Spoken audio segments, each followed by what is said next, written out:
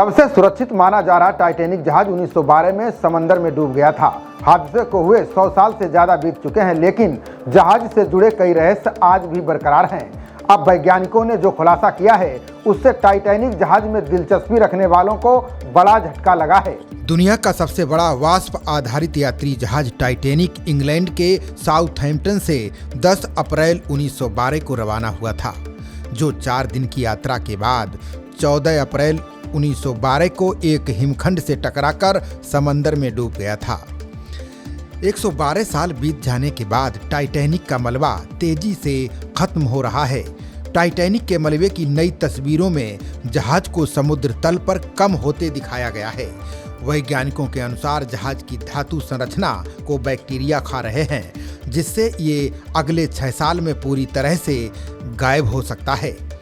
मलबे पर जानकारी जुटाने वाली विशेषज्ञों की टीम ने जांच में पाया कि जहाज के टुकड़े टुकड़े हो रहे हैं और इसका बड़ा हिस्सा सड़कर समुद्र तल पर बिखर गया है।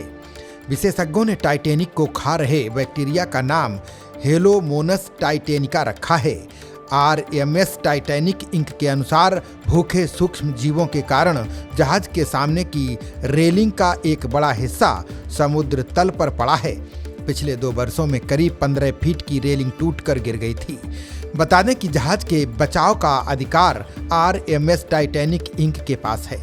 जांच विशेषज्ञों के अनुसार जहाज का अंदरूनी हिस्सा तेजी से इसलिए सड़ रहा है क्योंकि पनडुब्बियों के लिए सुलभ मार्ग अब ढह गए हैं। कैप्टन एडवर्ड स्मिथ के क्वार्टर से बाथ टब की ली गई तस्वीरें 1996 में स्पष्ट रूप से देखी जा सकती हैं, लेकिन 2004 में उसी बाथ टब की ली गई फोटो दिखाती है कि बैक्टीरिया ने कितनी तेजी से अंदरूनी हिस्से को खत्म कर दिया है।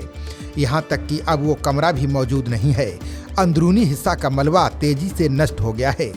विशेषज्ञों का कहना है कि जहाज का मलबा 107 साल से तेज धाराओं और समुद्री पानी में डूबा हुआ है।